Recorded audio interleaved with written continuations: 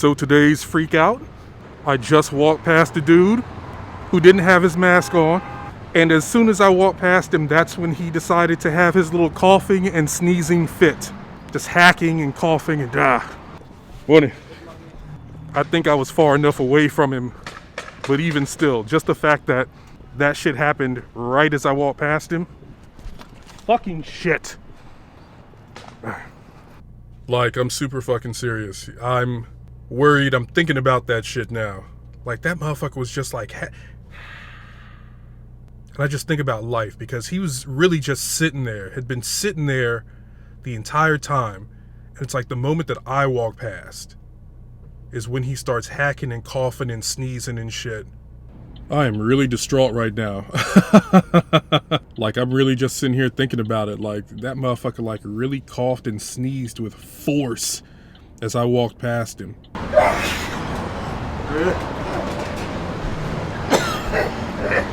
I think I'm okay. I don't think that I was like in the trajectory of, you know, his spray or anything like that. But it's just some shit to think about, man. And what really kills me is that, you know, the motherfucker had a mask, but it was hanging off his ear. So yeah, I'm gonna be stressing about that all fucking day now. So distraught that I got breakfast this morning. I didn't even get like my customary oatmeal from McDonald's. I went to Jack in the Box. Got like a sausage biscuit. This is why, kids. This is why they tell you to stay your ass at home.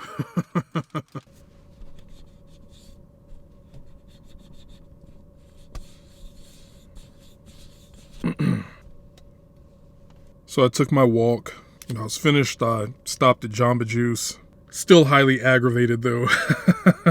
You know, I'm just presently sitting in the parking lot. I don't feel like going home right away, but there's nowhere else that I can go because, you know, the other day, Casey Neistat posted a video, and at the beginning of the video, he's putting air in his tires, and it's like 4 in the morning, and he's putting air in his tires, and this guy comes over offering to like wash his car, and Casey's like, no dude, like, I don't need you to wash my car, like, you can go. And then he turns to the camera and he says something to the effect of, Los Angeles is full of unsavory characters. And it's so true, man. It's so true. You know, it's really funny. Growing up, I always had like a picture in my mind, you know, like New York is dark and dirty and dangerous, and Los Angeles is bright and sunny and fun and carefree. But I'm gonna let y'all know something. Los Angeles is not what you think it is. It's not what you think it is. I like the city. I do like it. And I like the fact that it's sunny. I'm digging the weather out here. You know, I've never been a daytime person, never been a sunshine person. You know, you're talking to someone that lived in Miami for like 12 years and couldn't stand that shit.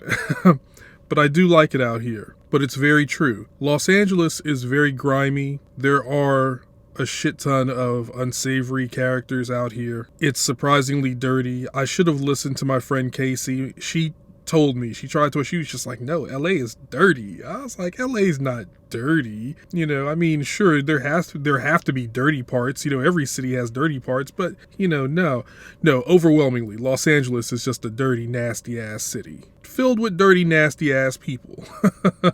And the other thing that really stands out, it took me by surprise, is that, I mean, this is a fucking hostile place, man. Like, very, very fucking hostile. Like, for as long as I lived in New York, and I'm not saying that there's not confrontation, you know, you won't get into it with people. For as long as I lived in New York, I got into one physical confrontation. One in all those years. Well over a decade. One physical confrontation. And that was just some random drunk dude who tried to tackle me in the bar. Since I've been in Los Angeles, a little over 2 years, I've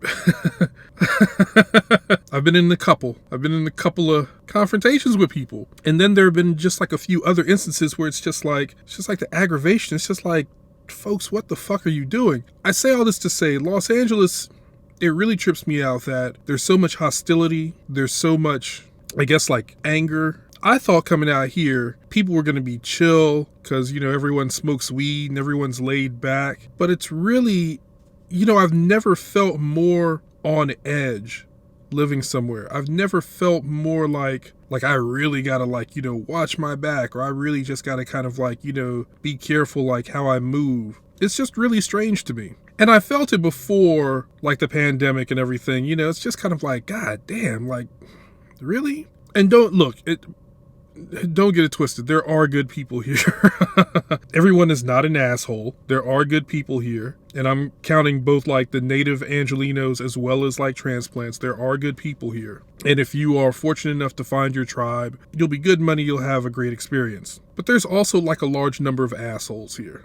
There really are. I mean, I'm just going to chalk it up to my experience because most of the places that I've lived since I've been here just haven't been conducive to good living. Koreatown was a fucking nightmare, and Westlake is a fucking nightmare. And if I were younger, I'd probably be able to deal with this a lot better. And that's the thing, like in my youth, I didn't care. I would live anywhere if I could afford it. I'd live anywhere. It didn't matter to me, if it were, sketchy, if it was sketchy or whatever, because I can deal with that. I can deal with that. I can deal with the ruckus. I can deal with, the nastiness. I can deal with it. I'm not going to cause no ruckus, and I'm not fucking nasty, but I can deal with it. I can, whatever. But now in my old age, kids, I can't deal with this shit. Not anymore. I can't deal with this shit. And maybe that's what it is. Maybe I'm just, my tolerance is just getting lower for like dumb shit and for discomfort. And I'm in a position to actually like do better, be better, live better. So that's what I gotta do. Like the kids say, this ain't it, Chief.